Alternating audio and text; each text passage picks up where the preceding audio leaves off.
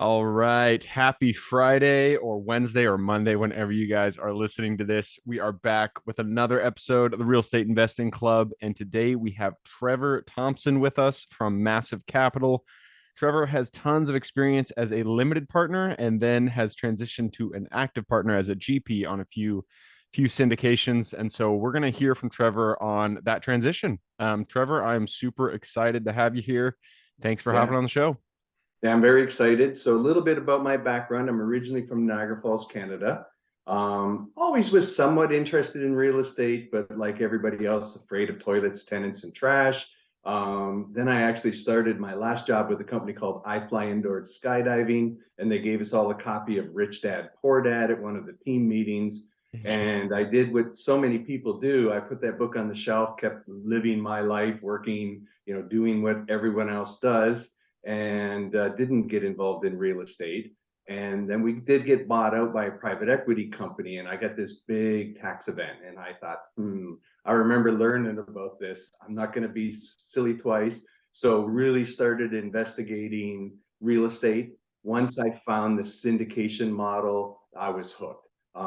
It was eye-opening to me that it was basically I was buying into a business that was buying a real asset with a real management plan, experienced operators, and I never thought of any of that. And being entrepreneurial in business my whole life, it just made sense to me. And so I was hooked. And as I mentioned, I've been in 22 deals all in the last 5 years. Two of those now is active, but super, super active as soon as the light bulb came on. Nice, man. I love it. So I'm going to take a step back there because that's awesome that you worked at iFly. We actually have one of those here in the Seattle area down in Yeah. I think it's Renton or something like that. Yeah. And it actually originally was a franchise location, and then our company bought the franchisor out. And Interesting. the parallels to multifamily syndication are so mom and pop operator, not using systems, not using business practices. We came in, we bought them out and took over the operation, and we did everything you do in a syndication. We brought some capex to the building to fix it up. We brought some systems. We bought improved management. And in our business, we tracked EBITDA, which is almost the same as NOI, and managed to grow it within the first year 30% just by, and so many of the things. And I was the one who took it over actually and spent quite a bit of time up there. So many of the things, once I figured it out, were so transferable. It was amazing that it wasn't that foreign. And I wish I'd have figured it out earlier, but Yeah. And for everybody who's not familiar with iFly, it's basically a parachuting, right? yeah, Parachuting so or it's indoor skydiving. So we have indoor planes skydiving. up There you above, go.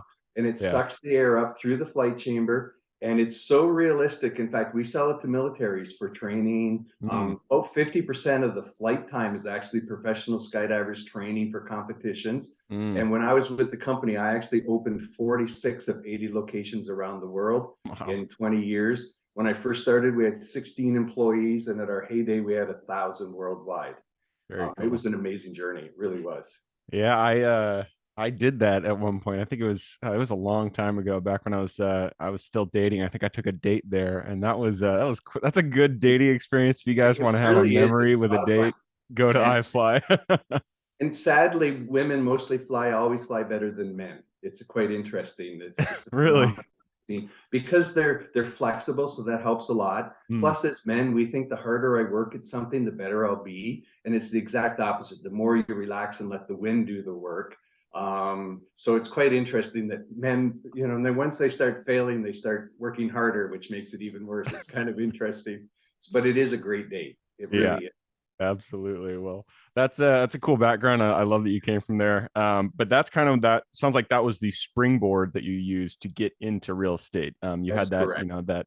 that windfall when you got bought out there, and which gave you a nice little capital cushion to start to invest in other projects. And you Yeah. arrived at real estate. What got you interested in syndications to begin with? Why didn't you start? A lot of people start with single family homes. They Yeah, buy to be one or honest, two. it terrified me, right? To me, my theory was I can't even find a good contractor to fix my house. Why do I want to make that a job? Yeah. And I listen to people and I listen to the horror stories, and it's what kept me out for so long because I just didn't understand it, right? And I was afraid of it. And when then I found out I could invest with people that knew what they were doing, had done this in the past and had proven business plans, I went, well, hold on a minute. That changed my whole dynamic. And it just, because single family, I got a friend, he's got 118 single family homes that he self manages. And What? he's now actually a partner in my second deal I did and switching up to the multifamily space. And he did that in 4 years, you can imagine. Jesus. In what metro? The Central Texas Metro, not much in Austin proper, but suburbs and down. Yeah. Yeah, To self-manage that many single families, this man must he's a superhero. That's all I yeah. can say. Two That is families, they do it together, and yeah, it's very they definitely are switching to multifamily model for sure. yep, absolutely. So you got into syndications because you wanted to kind of join someone who had the experience. Love that. Yeah, And I think that is, if you have capital to invest, it's not for everybody, but for someone who has a W-2, they've put aside, $50,000, $100,000, and they want to invest and gain the experience from somebody who's been there. I love the syndication model. I love, the limited partner model, because then you can actually put your money into a project and see something go full cycle, which is, there's so much you can read, but until you actually see it done, it's not going to land. You're not going to really understand what it takes to complete a deal. Um, and it sounds like you've done 22 of these, and how many have gone full cycle at this point? 6 of them have gone full cycle. Six. Okay. Yeah, 6 have gone full cycle. And they're all multifamily. So one of them in there was a land deal. Oh, interesting. Okay. Yeah, so I'm very diverse. So I actually have 2 land deals, one new build multifamily construction, a retail center in Plano, Texas, a medical center in Mesquite, Texas, a single family home in Central Texas Fund, and a new build storage in Charlotte. So I diversified into a few asset classes, just to kind of spread the risk out. 90% of my stuff is in Texas. I have one investment in Arizona, one in North, one in South Carolina, and then one, yeah. And so because again, I live in Austin, so I like to be able to see what I'm looking put my money in. Yep. Yeah, that's it's good to be diversified, especially sounds like you're diversified not only locations, you're also diversified in the asset type itself, which is great. I heard a storage in there. I focus on self-storage, and so I love to hear that. I hope that one's Yeah, going yes. well So for you. yeah, it's a new build just outside of Charlotte, 700 units. So it's a big one, but it's in like a really fast growing area that didn't have like the small ma and pa type stuff. So they went in there with a big one. It should start leasing out in the next couple of months. It's just being built now. Very cool. So let's kind of dive a little bit deeper into the details of being an LP. There are so many syndicators out there, so many guys doing deals, trying to raise money from limited partners like yourself. How do you go about actually deciding which partner, which general partner group to go with? Do you do it based on project? Do you do it based on track record? What is the kind of the Yeah. underwriting you do for your projects? Yeah. So first of all, you need to just understand the business itself a little bit, right? Get self-educated, start attending. And so what I did was I started attending a lot of webinars and seminars. And then I started going, oh, I like that guy. Let me follow them. And whenever they were on somebody else's meetup or they were a person at an event I went to, I made sure I connected. A couple of them authored books, so I read their books and followed up. So I did a lot of research on the who, because I think the who is the most important part. So the way I describe it, you want to bet on the jockey. So the Mm, jockey is the person that's running the deal.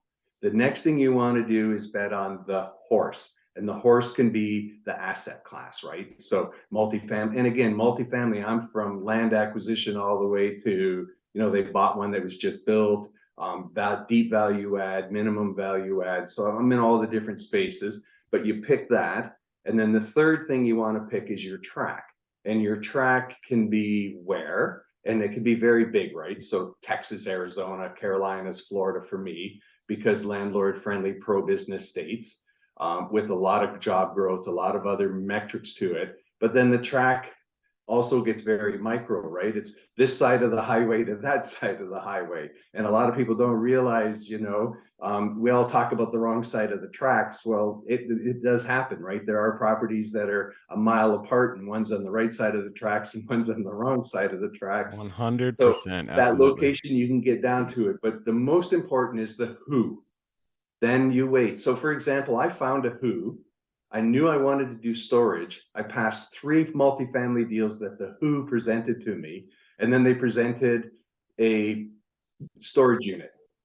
Then they presented North Carolina in my target area, and in fact Charlotte, because my brother lives there in my target area. So now that's a business trip. Nice. And so I call that the trifecta, right? The triple, the grand slam, right? So I found a who, I knew a what, and then all of a sudden the where, and all of the stars aligned. And I spent 18 months getting to know this person and just looking at deals that they've been doing. Again, I wasn't in a hurry. I had a lot of things. And sometimes you're going to miss, right? Because you've only got so much liquid cash. You're going to miss a deal, but don't worry about that. They keep coming. That's the beauty of this industry. There's more deals out there than there are people to invest in them, to be honest. And so just, wait for those things to align. Absolutely. And I like I've heard it kind of presented this way before, but I really do like the horse track method method that you use to kind of give some color to it. So you say invest in the jockey first. That's Yeah. the highest priority that you give when Yeah. you're doing your LP underwriting. And then the jockey would be the general partner, the people that you're actually investing with. And Yes. then you go on to invest in the horse, and that is the actual asset that you're investing in. Are you investing in multifamily? Are you investing in self-storage, land, whatever it is? You Yeah, and choose even your. within that, there's all diversities, right? There's deep value add, the new build. I mean, it's a big variety. And for me personally, I did enough investments. I wanted to kind of be in all asset classes, right? So I started out mostly C value add, which is where a lot of people start out. And then I went to an A plus that was just built, and they bought it and bought it from a developer and going to do it. And then a new build A plus. And so I tried to be a little bit, because I did so many, I didn't want all of them in one asset class. So Yep. even in the track, I picked several tracks, right, that I was going to go on.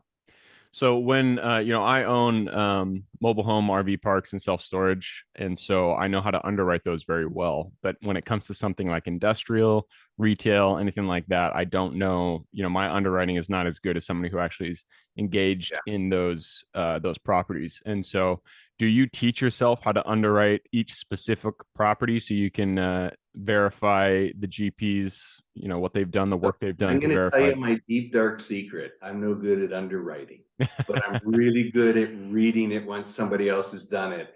I made enough mistakes at the beginning to look at it, right? Like find research the income of that area and say, okay, can these people living within a 3-mile radius afford what their new rents are going to be? One of my Mhm. first passive investments, they said, oh, we're going to raise the rents to this. I didn't know enough to think through it. And then all of a sudden I realized there's no way we're going Yeah. to hit that, because you want to be 3 times income, right? So Mm. if your rent's $1,000, you want the person to make 3,000 a month. And they were going to push the rents up, and the people in that area didn't make that much money. And so that wasn't one of my better investments. And so you want to make sure you know enough to understand it. But a lot of people you can get, once you find somebody you can trust, and even better if they have some track record of what they're doing.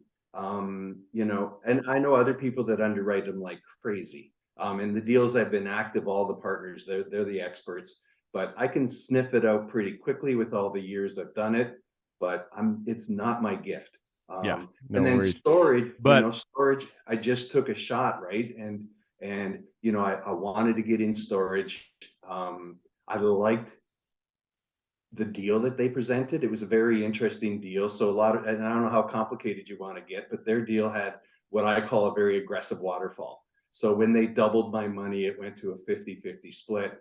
And a lot of people go, oh, that's really greedy. And I'm like, no, baby, double my money. Come on, yeah, doubling money double is my doubled money, money. right? I want to win, right? You want a deal where a sponsor is going to do really well if you do really well. Yeah, So please double my money, please. absolutely. nothing will make me happier than for you to get double what your original split was because you doubled mine. Yep. And I do like that you don't um not everybody's going to be good at underwriting, but at least you take a look at the deal.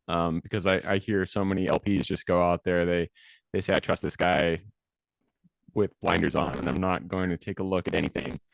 It is very important to at least take a look at the deal to make sure that GPs, they can make mistakes, and if there's a glaring mistake that they have made, even if they do have a good track record, a track record does not mean that you can fix an issue like Your mic's overestimating crackly rents. right now. Sorry. Oh, all right. Give me 1 second. All right, technical issue fixed. My mic has been giving me hell, and I am definitely going to be buying a new something. I don't know. I got a really good mic, but it's been feisty with me. So apologize for that one, but we are back in it. We've already talked about the jockey, we've talked about the horse, and now we're talking about the track, which I like that you brought up the analogy of wrong side of the tracks because I have experienced that myself. A metro might be really good, but if you buy in the wrong area of that metro, you are in for some pain. I Yeah. My own experience in Hot Springs, with a self storage facility, I bought in an area. Hot Springs was doing pretty good, and this was a great deal. But I bought in an area that had a lot of property crime, and we definitely experienced that. And so, what do you do to kind of verify that you're on the right track, or Yeah. at least the So investment? so when I'm local, I drive it. And when I'm not local, I try to find somebody that lives in the area. So, for example, my deal just outside of Charlotte, I knew a couple of people in Charlotte, sent them the address and said, "What do you think of this area?" And like everybody's reply was on fire, best area to put a new storage. Like it was like overwhelming. So, I was lucky to have that. And but it and any I know you can't always, so drive it on Google Earth, look around on it's amazing. I drive all over the country on Google Earth and look at stuff, and I get in there, I look at across the street, around the street, just to see where we are. It's very important. Yep. Yeah, and one thing I like to do when I'm vetting a specific area is I call the police station and I call local property managers. The Yeah. police, you can ask, hey, I'm looking at this property over on this corner. Tell me about that area. Do you guys get a lot of calls? What kind of calls do you get? And then property managers, they'll be managing properties all over the city. And so if you can tell them the area that you're looking to buy in, they'll give you an honest assessment of that area. So And then look at what's there, what's coming there, right? Like, Starbucks, right? If you're near a Starbucks, you're in a good area. Those guys are smart. They know what they're doing. They're not putting a Starbucks in an area that can't afford people to buy $5, $6 coffees. yep. Um, and then, different types of tenants, right? Like, is a Home Depot there? Is a Lowe's there? Did a new Holiday Inn come in within the neighborhood? Or we're not buying properties near the Hyatt or the W, but who's there, right? Yeah. But if it's a rent by the hour hotel room next door, you probably want to move on. Yep. Yeah, I've always used the Walmart rule of thumb is if it's in within 10 miles of a Walmart, you're pretty safe because Walmart, they've got a huge team looking out for demographics, and they're not going to put one of their stores in a dying area, that's for sure. So, Yeah, and if you're driving the area, and again, if it's a deep value add, you're looking for graffiti, closed businesses, because obviously you're not going to see crime unless you go back at night. But if you can, always drive day and night. It's not easy, but often I'll show up at 5 o'clock if it's this time of year, and by 6 o'clock it's dark, and I walk it once in the light, sit in my car, make a call, and then walk it once in the dark. yep. Yeah, things definitely change when the sun goes down, that's for sure. All right, so let's move on. We're running down the clock, but I wanted to talk quickly about the GP side. I know that you've done a lot of LP investing, you've done a lot of passive investing, but you've also ventured into being an active investor as a general partner. So, what was the impetus for that? What kind of brought you to decide to move out of being a passive investor and be active in the space? Yeah, so it was always the goal, right? I'm going to call it the retirement goal to switch over to the active place. And then this crazy thing called COVID came along, and I was looking over the cliff, going, "When will the right time?" I just spent past 20 years with my company. When was the right time? Should I leave? And COVID pushed me off the cliff. And I said, okay, at my age, I'm going to go work for some 20-some-year-old with an MBA and be very unhappy and maybe follow my track that I did for the last 20 years of my life, not doing things for myself. And so I decided to make the move in. And I want to be honest with people. A lot of people think this is easy. All of the people that teach you how to syndicate, you find some people, you find some money, you find a property manager, and you sit on the beach and you drink pina coladas. That is not true. That is not true. So my first GP deal, we fought with it for 6 months, couldn't close it, lost a total of $350,000, of which 75 was mine. Oh, Want to make sure all the passive investors know 100% of their money was returned to them within 1 week of the deal falling apart. 6 months of my life, which put me, and it was rough. And then my second deal was right as the interest rates were going crazy, and we couldn't raise enough money, and we ended up not deciding to put more money hard and chase it. And so, when you're going to go to the active side, it's a different world. You don't believe what the sponsor, what those, tell you. Yes, it's very profitable. Yes, it's a great business to get into, but it's a business. You're going to work. absolutely. And I always, a lot of sellers will want shorter timelines with their due diligence. And you mentioned a few times your earnest money there, and I always, always, always look for a longer period because things are going to happen just all the time. It happens, and so you want to have that period, that a longer time frame to kind of allow shit to hit the fan Yeah. and for you to change your plans. I try at minimum 60 days for my due diligence period. A lot of sellers want 30 days, and I just say no. If we're going to do this, we want at least 60 because I'm going to have to fly out there. I'm going to have to get all the reports, all this stuff, and it's going to take some time. So definitely watch out for your earnest money because that can keep a timetable on everything that's in the contract. Make sure that you're on schedule with everything because you can definitely lose a lot of money that way. All right, well, hey, I do want to go farther into the GP side of things, but we have run down the clock, so it's time to jump into the quick question round. Are you ready? I'm ready. All right, it starts with books. I'm a big bookie, or really any form of education. Give me two recommendations, one for general life wisdom, one for real estate. Okay, so I'm gonna have to give you two on the general life because you got to read them back to back. So, and you got to do Audible, Grant Cardone's 10x, Mm, and then follow it up by listening to Be Obsessed or Be Average. Better than 10x, but doesn't make sense if you don't read 10x or listen to 10x first. And then on the real estate side, if you're a passive investor, James Kamasami wrote a book called Passive Investing, and it is the perfect overview of passive investing. And if you do want to get active, Joe Fairless' best ever syndication book. there you go. I love it. All great recommendations. I haven't read Be Obsessed or Be Average. Is that Oh man, Grant Cardone as well? do it on Audible. Like if you've done 10x, do it. It basically takes it and really gives you more life applications of how to apply it. Nice. I love it. All right, that moves us to the next question. This is for your younger self. So let's go back to the Trevor who was still working at iFly. He hadn't done any LP investing. Go back to him, look him in the eye, give him one piece of advice moving forward. Don't wait to buy real estate, buy real estate and wait. There you go. The perennial advice. So if you're out there, you're listening to this podcast in your car or wherever you're listening to it, and you haven't done a deal yet, you should start counting the number of investors who come on this podcast.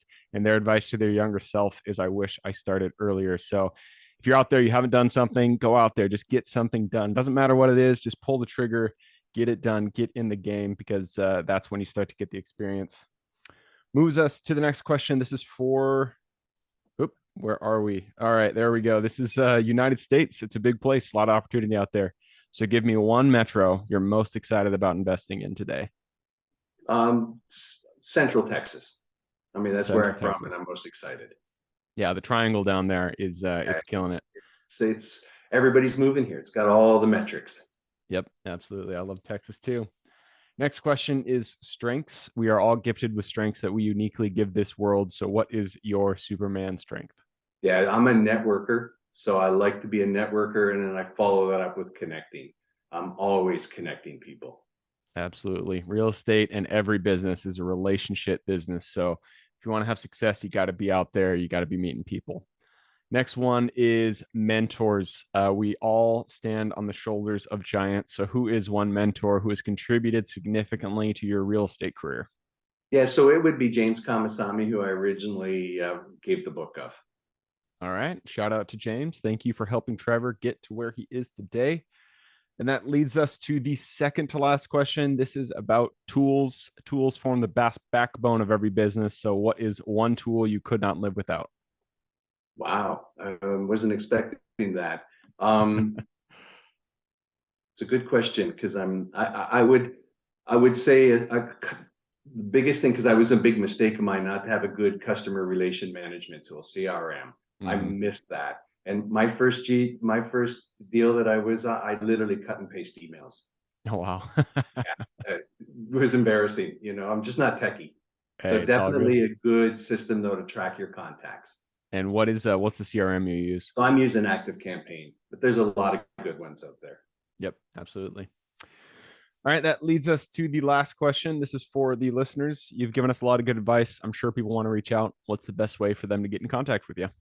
Yeah, so the best is on LinkedIn. So you got to go Trevor Thompson, because I got the K in front of there, which is legal. My legal name is Keith. Never use it. Hmm. And then I also have a YouTube channel with the same. And then my Instagram is actually KTT Investments, Niagara Investments. That's another company of mine. All right. Trevor Thompson. I will put that link in the show notes. So if you guys want to reach out to Trevor, just go ahead and click a little more in the description. It'll pull down the full description. And in there, you can find Trevor's URL. All right. Well, hey, that wraps it up. Thank you very much for hopping on the show. It was awesome. I enjoyed it. Thank you. Absolutely. For everybody who's here with us today, thank you guys for showing up. You are the reason we do this. So if you guys have any questions whatsoever, reach out to me, Gabe at the realestateinvestingclub.com. Other than that, I hope you guys have an absolutely fantastic week. Keep rocking real estate, and I look forward to seeing you on the next episode.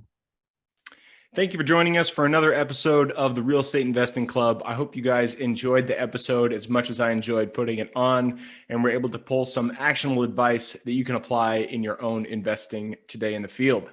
Before you go, we have a gift for you. If you're a new investor looking to get started or an established investor looking to take your investing to the next level, I've created an ebook just for you, available on our website.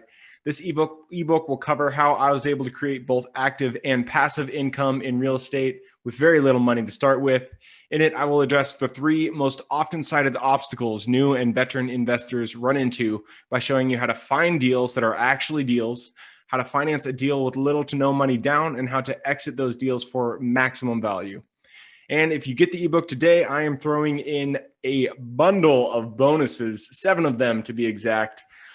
The first one will be the off-market lead generation blueprint, which will take you through the exact systems and processes we use to generate off-market leads like clockwork, which is the most important skill when it comes to creating wealth in real estate. The second bonus is the A to Z REI systems and vendors guide, which will allow you to peek under the hood of our business and see the exact tools, systems, and even the vendors we use to see the success that we do. And the third bonus is the top 100 best performing keywords pack, which will give you the exact keywords we use to target motivated sellers online using PPC ads. The fourth bonus is our contracts bundle for wholesaling and renting real estate, which will give you access to all the contracts we use in the field to execute all different types of transactions. After that is the investor's quick analysis calculator and offer tool, which will allow you to quickly calculate whether a deal is an actual deal and will allow you to create an offer automatically from those calculations. This is a lot of bonuses that I said. I'm just going to keep going down the list. Number 6 is the investor's daily success tracker, which is a tracker you can use to ensure you are taking the right actions day in and day out to reach your financial goals in real estate. And the last bonus is the wholesaler's template for quick assignment cash, which will give you the templates we use to present our wholesale deals professionally and efficiently to our buyers. Whew, that is a bundle. So it's a mouthful. You get all of those bonuses for free when you download the ebook. All we charge is the admin cost to run the show. So if you're interested in the ebook and the bonus bundle, head on over to the website at therealestateinvestingclub.com. Click on Get the Ebook Bundle at the top of the page to take advantage of that deal. And with that said, I hope you have a fantastic day, an even better week. Keep rocking real estate, and I look forward to seeing you on the next episode.